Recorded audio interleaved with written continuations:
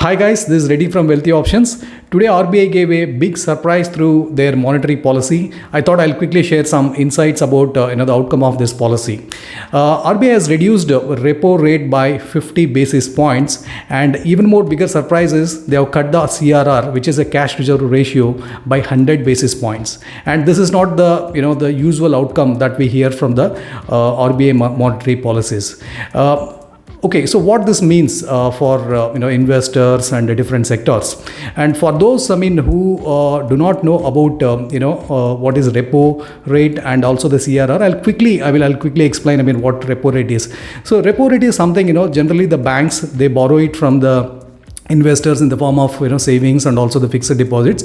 Similarly, they also borrow the capital for lending purpose. So they also borrow the capital from central bank, which is RBI. So when they borrow it from the central banks, banks have to pay a certain interest rate. So that rate is called the repo rate. So what happened is in 2022, the inflation started shooting up across the different countries, and also the same case in India. So the repo rate used to be as low as 4% then, but then to control the inflation, so RBI has gradually increased the repo rate from 4 to 6.5%. That was a steep increase. But then what happened is in the last 1 year, inflation started cooling off in India, and it has come down to RBI comfortable levels of around the range of 4 and 3.5 that percentage. And as a result of that, RBI has started reducing the interest rates, which are repo rates, from the last two monetary policies. In the last two monetary policies, RBI has cut down the repo rate by 25 basis points in each of those their monetary policies. But in this particular monetary policy, they have reduced it by even 50 basis points, because they are much more comfortable with the inflation and also the future targets what they are estimating for the inflation.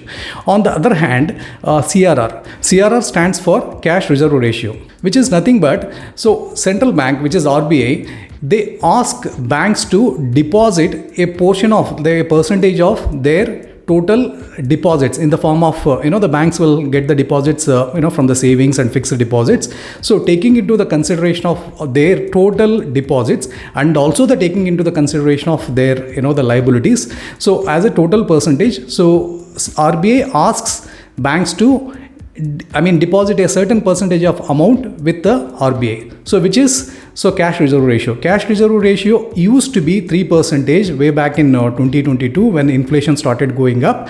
Again, at the peak, so RBI increased the cash reserve ratios to 3 to 4.5%. So what this means is, so prior to 2022, banks had to deposit only 3% of their total deposits with the central bank, which is RBI. But then eventually it has gone up to 4.5%. That means, so banks, the amount of money they can lend it to the people has come down, right? So the RBI does all these things basically to tightening the liquidity so that the inflation can be brought down. But then in the last 1 year, so inflation started cooling off. So as a result of that, so now the RBI has flexibility to infuse more liquidity into the banking system.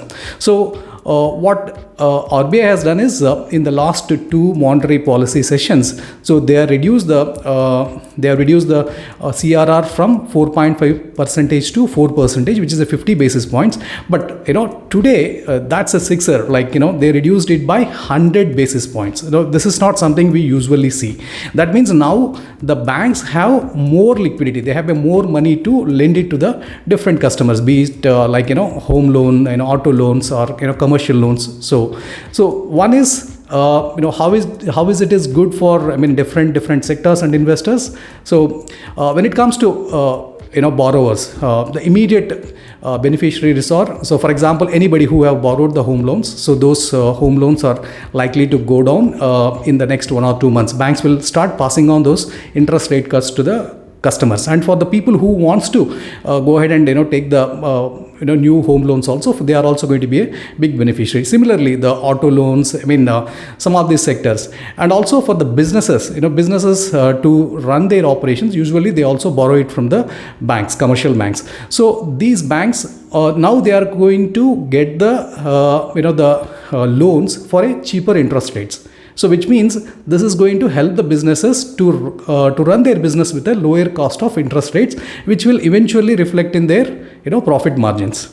And in terms of particular sectors, not all the sectors will get direct benefit from this, but any interest rate sensitive sectors, for example, if you look at the reality sector, so reality sector, it is a big boom because when the home loan interest rates goes down, the number of people who will come forward to buy the real estate assets, be it a flat or plots, that will increase. So the real estate benefit is going to be a direct beneficiary. Similarly, sector like the auto sector, they are going to be a big beneficiaries.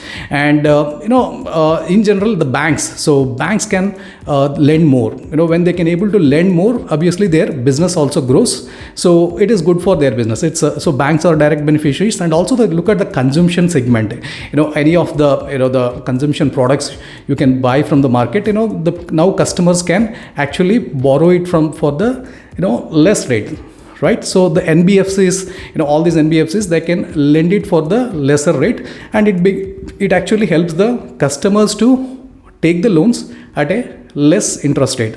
I mean, when people can able to buy the the products for a less interest rates, and when they have to pay the lower EMIs, now obviously the demand will go up, so they can buy the like washing machines or any of the many consumption products, right? And apart from this, but if you look at the sectors like IT and all, so they are not interest sensitive, so it's not going to it's not going to add a great beneficiary to the those sectors.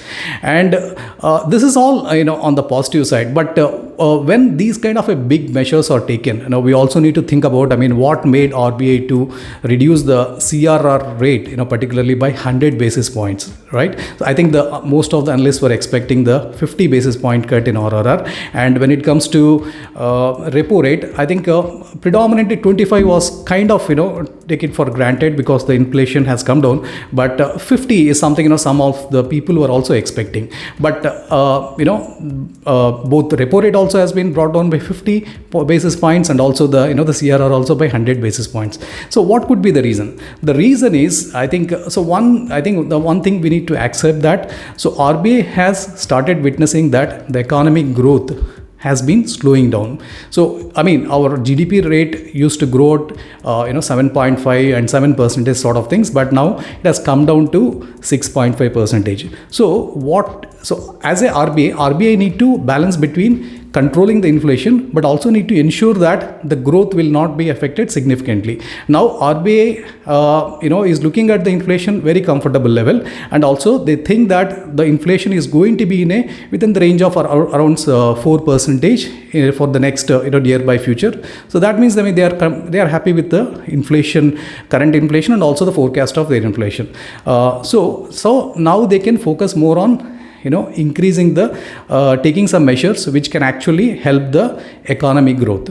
So they have taken these big steps. So they are infusing the liquidity by big cut of 100 points, and also they brought the interest rates down. Now what this means for investors, this is certainly a good news for equity investors into the Indian stock market from the long term point of view, but for those who are investing in the form of FDs and also the debt funds, I think you need to set your expectations to get the lesser interest rates. So what banks does is, when they are actually reducing their interest rates for the home loans, they will also reduce the interest rates for the borrowings. Whatever they borrow from the people in the form of FDs and the savings and other ways, right? So FD rates are going to come down, and debt instruments like if you are investing in a debt mutual funds and all. So I don't know if you observed, so debt market generally, debt mutual funds generally depending on short term or ultra short term or long term, so they generally give anywhere between the if you are looking at the medium term to long term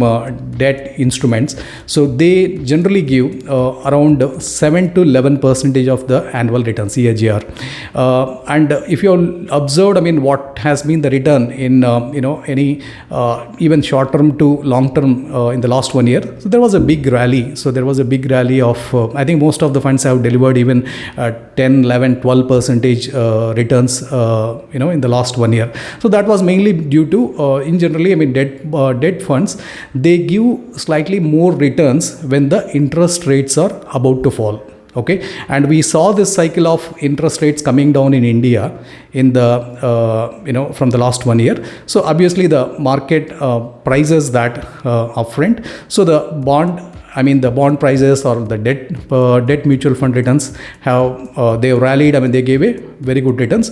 But going forward, I think you may not be able to get the increased returns. But though you will probably continue to get the returns like probably 7 to 9% kind of returns in debt instruments. Overall, this is a good news for both for stock market investors and also for Indian economy, especially when our growth rate is slowing down. I think these measures are definitely going to help probably in a years ahead. That's all I wanted to share in this video, and give it a thumbs up if you find this content is useful, and with that I'll see you in my next video. Thank you.